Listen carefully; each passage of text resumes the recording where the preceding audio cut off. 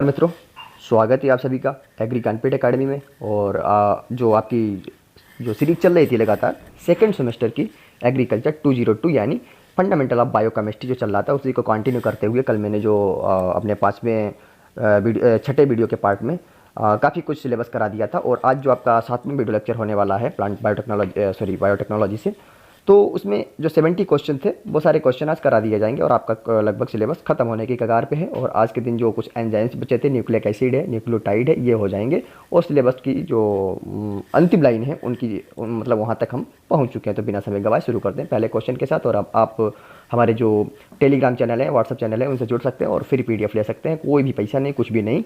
और जो भी पढ़ाया जाता है अप टू डेट सेमेस्टर से संबंधित जानकारी सारी चीज़ें आपको टेलीग्राम पे मिल जाती हैं। आपकी बैग की समस्या का समाधान से लेकर आपके एडमिशन से लेकर सारी समस्या का समाधान का निजात हमारे टेलीग्राम चैनल पे आपको मिल जाएगा। और आपको कहीं भी ज़्यादा ज़रूरत नहीं है इधर उधर भटकने की। सारा क्वेश्चन, सारे जो भी क्वेश्चन आपको मिलने हैं सारे रिसर्च के द्वारा मिलने हैं। एक एक क्वेश्चन एग्जाम में फंसेगा और ये तभी आपको पता होगा जब आप एग्जाम देकर आएंगे। तो इतना ही समय लिया आपका, तो शुरू करते हैं पहले क्वेश्चन के साथ। पहला क्वेश्चन क्या है, आलोस्टेरिक एंजाइम का क्या कार्य है। आलोस्टेरिक एंजाइम का कार्य क्या होता है, ऑप्शन नंबर सी के साथ जाएगा, यानी प्रतिक्रिया की दर को बढ़ाना। जो फीडबैक होती है उसकी जो रेट होती है उसको बढ़ा देता है। अगला क्वेश्चन है, ओलोस्टेरिक एंजाइमों की संरचना कैसी होती है। तो संरचना कैसी होती है, ओलोस्टेरिक एंजाइमों की संरचना कैसी होती है, ऑप्शन नंबर बी है, एक से अधिक पॉलीपेप्टाइड चेन जैसी संरचना होती है। अगला है, थोड़ा हम जल्दी जल्दी करेंगे क्योंकि अब समय बहुत कम है, ठीक है। अगला क्वेश्चन, क्योंकि अभी मास्टर वीडियो भी लाना है। अगला क्वेश्चन क्या है, 3 नंबर, ओलोस्टैटिक प्रभाव का प्रमुख उदाहरण क्या है। तो सी नंबर, लैक्टेट और ऑक्सीजन के बीच संबंध। ऑप्शन नंबर कौन सा है, सी, लैक्टेट और ऑक्सीजन के बीच संबंध। अगला क्वेश्चन क्या है भाई, न्यूक्लिक एसिड के मुख्य कार्य में कौन सा कार्य शामिल नहीं है। कौन सा कार्य शामिल नहीं है, तो ऑप्शन नंबर सी शामिल नहीं है। क्वेश्चन के ऊर्जा स्तर का विनियमन। क्वेश्चन नंबर 5, न्यूक्लिक एसिड के किस रूप का कार्य जीन की जानकारी को वंचित करना है। जीन की जानकारी को वंचित नहीं, सॉरी, संचित करना है। संचित मतलब स्टोर करना है, ठीक है। डीएनए तो करता ही है, ठीक है, डीएनए तो करता ही है। न्यूक्लिक एसिड के रूप में जो जीन की जो जानकारी होती है उस इन्फॉर्मेशन को स्टोरेज कौन करता है भाई, डीएनए करता है, ठीक है, डीएनए करता है। और इसमें आपको न्यूक्लियस भी दे सकते हैं, न्यूक्लियस, ठीक है। तो वो क्वेश्चन अलग बन जाएगा, ठीक है। ऐसे क्वेश्चन अभी आपको नीचे मिलते रहेंगे, ठीक है। एक भी क्वेश्चन ऐसा नहीं है जो आप डाउट कर रहे हो क्वेश्चन पे, सारा डाउट वाला क्वेश्चन इसमें शामिल कर दिया गया है। क्वेश्चन नंबर 6 क्या है, न्यूक्लियोटाइड के 3 प्रमुख घटक क्या हैं। 3 प्रमुख घटक क्या हैं, तो question number B, question number 6 का ऑप्शन नंबर बी हो जाएगा। ऑप्शन नंबर बी हो जाएगा, शर्करा, फॉस्फेट, नाइट्रोजिनस बेस।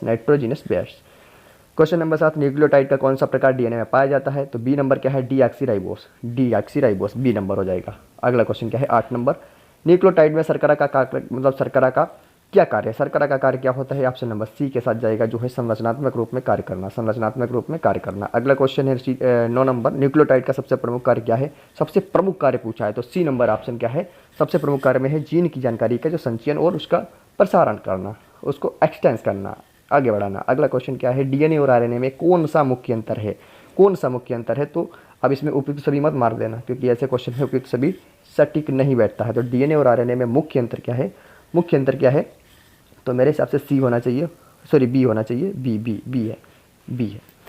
आरएनए एकलधारी होता है, जबकि डीएनए द्विधारी होता है, ठीक है।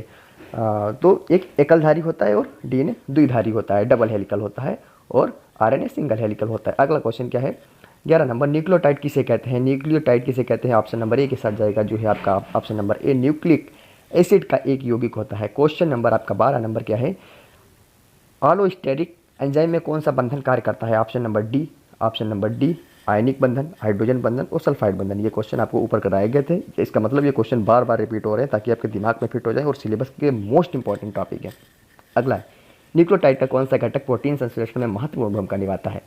तो इसमें ऑप्शन ए और बी दोनों हो जाएंगे, यानी नाइट्रोजन बेस बी और शर्करा दोनों इंपॉर्टेंट है। फॉस्फेट आएगा नहीं, काफ़ी देखो फॉस्फेट भी ऑप्शन कन्फ्यूजन वाला है, आपने काफ़ी ज़्यादा इंटर फर्स्ट ईयर में पढ़ा होगा फॉस्फेट, लेकिन फॉस्फेट नहीं होगा, ठीक है। फॉस्फेट प्रोटीन संश्लेषण में महत्वपूर्ण भूमिका नहीं निभाता है, खासकर न्यूक्लियोटाइड के साथ। अगला क्वेश्चन, ओलोस्टेरिक प्रभाव किसे कहा जाता है। ओलोस्टेरिक प्रभाव ऑप्शन नंबर ए के साथ जाएगा। ऑप्शन नंबर ए है आपका, एक एंजाइम के दूसरे स्थल पर एक तत्व का प्रभाव।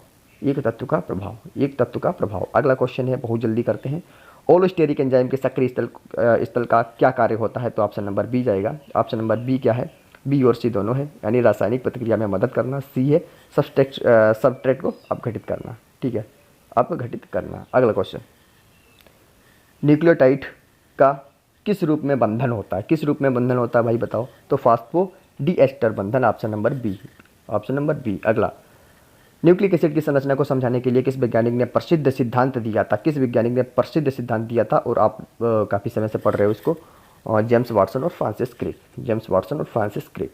न्यूक्लियोटाइड के नाइट्रोजन बेस की किस श्रेणी में वर्गीकरण होता है? उत्तर नंबर सी, सी जाएगा। ए और बी दोनों, यानी प्यूरिन और पिरामिडिन दोनों, प्यूरिन और पिरामिडिन दोनों, प्यूरिन और पिरामिडिन दोनों। डीएनए के स्ट्रैंड्स के बीच किस प्रकार का बंधन होता है? तो कौन सा बंधन होगा? मैंने क्या बताया था? हाइड्रोजन बंधन होगा, ठीक है। 20 नंबर। न्यूक्लियोटाइड के एक हिस्से के रूप में कौन सा घटक पाया जाता है? कौन सा घटक पाया जाता है? तो फास्फेट घटक पाया जाता है, ऑप्शन नंबर सी के साथ जाएगा, फास्फेट घटक पाया जाता है।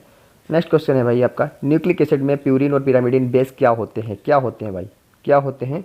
दोनों रासायनिक आधार होते हैं, केमिकल बेस्ड होते हैं, दोनों रासायनिक आधार होते हैं। अगला क्या है, ओलोस्टेरिक एंजाइम के किसी अन्य स्थल पर प्रतिक्रिया को प्रभावित करने को किस नाम से जाना जाता है? तो ऑप्शन नंबर ए क्या है, किस नाम से जाना जाता है? ओलोस्टेरिक इनहिबिशन नाम से जाना जाता है, इनहिबिशन।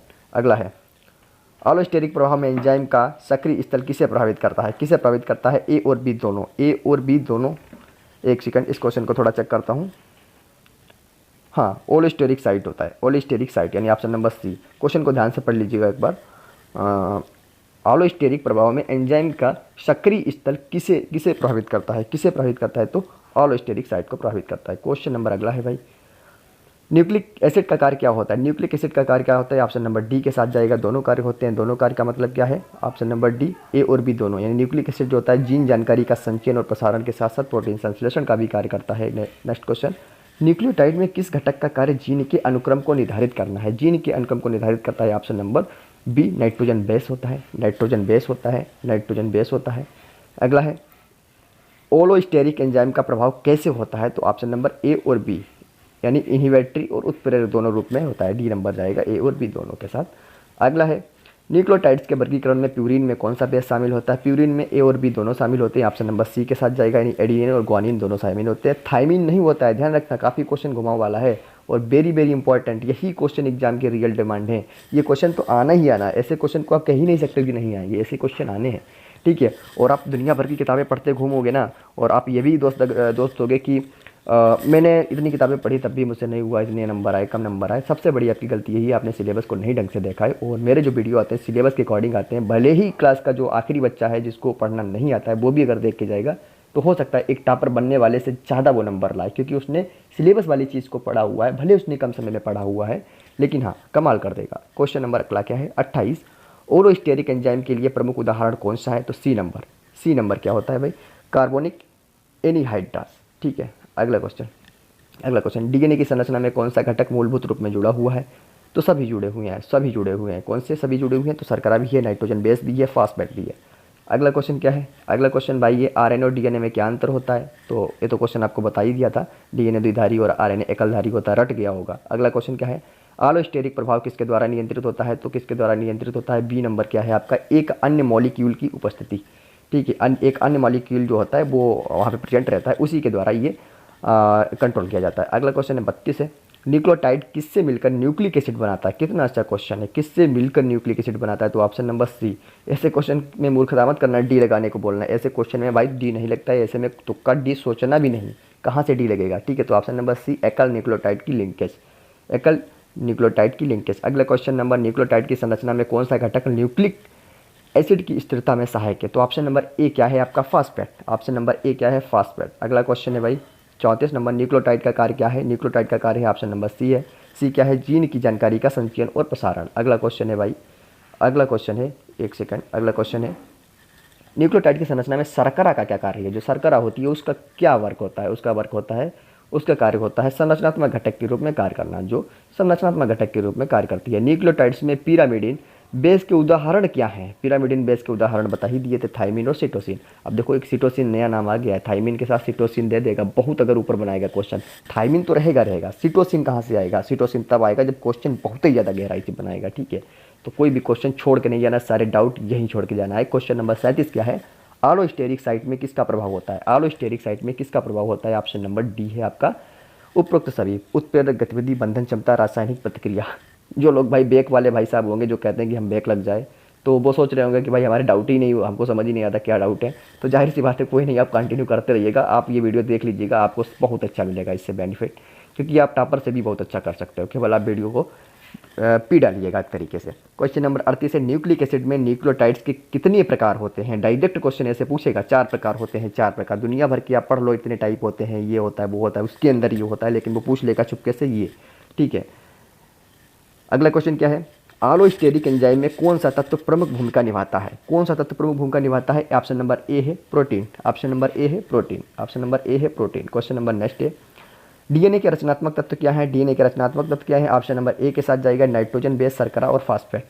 क्वेश्चन नंबर 41 क्या है भाई, ऑलोस्टेरिक प्रभाव से एंजाइम की क्रियाशीलता किस प्रकार प्रभावित होती है? किस प्रकार प्रभावित होती है? तो क्रियाशीलता क्या हो जाती है? बढ़ जाती है, क्रियाशीलता बढ़ जाती है। अगला क्वेश्चन क्या है, न्यूक्लियोटाइड्स को जोड़ने के लिए किस बंधन का प्रयोग किया जाता है? तो बी नंबर क्या है आपका ऑप्शन, तो फॉस्फोडीएस्टर बंधन का प्रयोग किया जाता है। 43 क्वेश्चन जो कि बहुत कम समय में कर लिए हैं, इतने बड़े और हार्ड क्वेश्चन। आरएनए में कौन सा बेस होता है जो डीएनए में नहीं होता है? और यूरासिल होता है, यूरासिल। देखो आपका ये सब्जेक्ट काफ़ी टफ पड़ जाता है, ठीक है। और सभी लोग क्या करते हैं, यूट्यूब पे जो क्वेश्चन पड़े हुए हैं, जो मोस्ट इंपॉर्टेंट, लोगों ने पता नहीं कहाँ से वो खोज के लाए, इसमें से कई सारे गलत भी हैं, ठीक है। और पता नहीं वही क्वेश्चन पूरे यूट्यूब पे चल रहे हैं, ठीक है। तो भाई रिसर्च करने में ताकत लगती है, काफ़ी समय लगता है, ऐसे ही नहीं किसी को कॉपी पेस्ट करके डाल दिया, ठीक है। अगला क्वेश्चन, ऑलोस्टेरिक एंजाइमों में कौन सा प्रमुख कार्य होता है? तो ए ऑप्शन क्या है, प्रतिक्रिया दर का समायोजन, प्रतिक्रिया दर का समायोजन। क्वेश्चन नंबर अगला, डीएनए और आरएनए के बीच अंतर क्या है? अंतर क्या होता है? अब ये सबसे इंपॉर्टेंट है, ये सबसे इंपॉर्टेंट अंतर होता है। ए नंबर है, आरएनए में यूरेसिल होता है, जबकि डीएनए में क्या होता है? थाइमिन, ठीक है। डीएनए में क्या होता है? डीटी, ध्यान रखना, डीटी, ठीक है। डीएनए में होता है थाइमिन और आरएनए में क्या होता है? यूरेसिल, तो आर यू ध्यान रखना, आर यू यू आर ध्यान रखना, आरएनए में यूरेसिल। अगला क्वेश्चन क्या है, ऑलोस्टेरिक प्रभाव के लिए कौन सी सबसे घटना उपयुक्त होती है? तो कौन सी घटना है? ऑप्शन नंबर सी है भाई। सी क्या है? एंजाइम की सक्रिय स्थल, मतलब सक्रिय स्थल जो होता है बदलना। अगला है भाई, अगला क्वेश्चन, न्यूक्लियोटाइड का जोड़ा कैसे बनता है? न्यूक्लियोटाइड का जोड़ा बनता कैसे है? तो कैसे बनता है न्यूक्लियोटाइड का जोड़ा, कैसे बनता है? तो ऑप्शन नंबर सी, शर्करा और फास्फेट के बीच फॉस्फोडीएस्टर बंधन के द्वारा न्यूक्लियोटाइड का जो जोड़ा होता है वो बनता है, ठीक है। अगला 48 नंबर क्वेश्चन है आपका। 48 नंबर क्वेश्चन है, ऑलोस्टेरिक प्रभाव से उत्प्रेरक सक्रियता में किस प्रकार का परिवर्तन होता है? तो वृद्धि होती है, वृद्धि होती है, वृद्धि होती है। अगला क्वेश्चन है 49 नंबर, डीएनए में किस प्रकार का बंधन 2 नाइट्रोजन बेसों के बीच होता है? तो हाइड्रोजन बंध, हाइड्रोजन बंध, बताने की जरूरत नहीं है, बताने की जरूरत नहीं है। अगला क्वेश्चन 49 के बाद 50, न्यूक्लियोटाइड के वर्गीकरण में कौन सा बेस पिरिमिडीन है? कौन सा बेस पिरिमिडीन है? तो बी नंबर क्या है? थाइमिन के साथ जाएगा, थाइमिन बेस पिरिमिडीन है। अगले क्वेश्चन 51 नंबर, ऑलोस्टेरिक प्रभाव में प्रमुख रूप से किस तत्व का प्रभाव होता है? तो सी नंबर क्या है? एक दूसरे मॉलिक्यूल की उपस्थिति, एक दूसरे मॉलिक्यूल की उपस्थिति। अगला क्वेश्चन, डीएनए में नाइट्रोजन बेस का क्या कार्य है? डीएनए में नाइट्रोजन बेस का कार्य क्या है? तो जीन जानकारी का संचयन, जीन जानकारी का संचयन, जीन जानकारी का संरचना, ऑप्शन नंबर ए हो जाएगा। अगला क्वेश्चन है, न्यूक्लियोटाइड में कौन सा घटक रासायनिक ऊर्जा को संचालित करता है? तो फास्फेट समूह, फास्फेट समूह, ऑप्शन नंबर सी, फास्फेट समूह, ठीक है। अगला क्वेश्चन, ऑलोस्टेरिक प्रभाव में सक्रियता का परिवर्तन किस कारण होता है? तो ऑप्शन नंबर बी है भाई साहब, बी है, एक अन्य मॉलिक्यूल का प्रभाव, एक अन्य मॉलिक्यूल का प्रभाव। अगला क्वेश्चन है, न्यूक्लियोटाइड्स में किस घटक की मौजूदगी से डीएनए के आकार का निर्धारण होता है? तो बी नंबर है फास्फेट, बी नंबर है फास्फेट। अगला क्वेश्चन क्या है? क्वेश्चन नंबर 56 है, डीएनए की संरचना में कितने प्रकार के नाइट्रोजन बेस होते हैं? तो 4 नाइट्रोजन बेस होते हैं भैया, रट लेना, वेरी वेरी इंपॉर्टेंट है, ठीक है। अगला क्वेश्चन क्या है?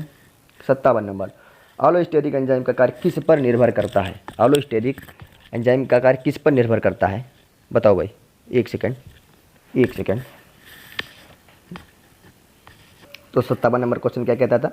ऑलोस्टेरिक एंजाइम का कार्य किस पर निर्भर करता है? तो ऑप्शन नंबर सी, एक अन्य तत्व की उपस्थिति पर। अगला क्वेश्चन, न्यूक्लियोटाइड्स के बीच बंधन किस प्रकार का होता है? तो सी नंबर क्या हो जाएगा आपका? फास्फोडीएस्टर बंधन, फास्फोडीएस्टर बंधन हो जाएगा, फास्फोडीएस्टर बंधन हो जाएगा, सी हो जाएगा। अगला क्वेश्चन है, ऑलोस्टेरिक प्रभाव में एंजाइमों का प्रभाव किस तत्व द्वारा किया जाता है? तो ऑप्शन नंबर ए हो जाएगा, यानी सक्रिय स्थल के पास एक अन्य मॉलिक्यूल द्वारा। अगला क्वेश्चन क्या है? न्यूक्लियोटाइड्स में कौन सा घटक डीएनए की स्थिरता और गुणसूत्र में योगदान करता है?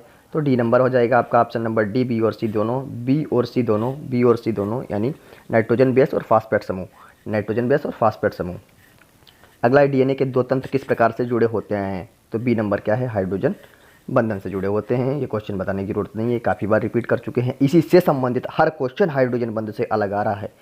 ओलोस्टेरिक एंजाइम में कौन सा घटक प्रभाव डालता है, कौन सा घटक प्रभाव डालता है, तो भैया ऑप्शन नंबर सी है, एक अन्य मॉलिक्यूल प्रभाव डालता है, एक अन्य मॉलिक्यूल।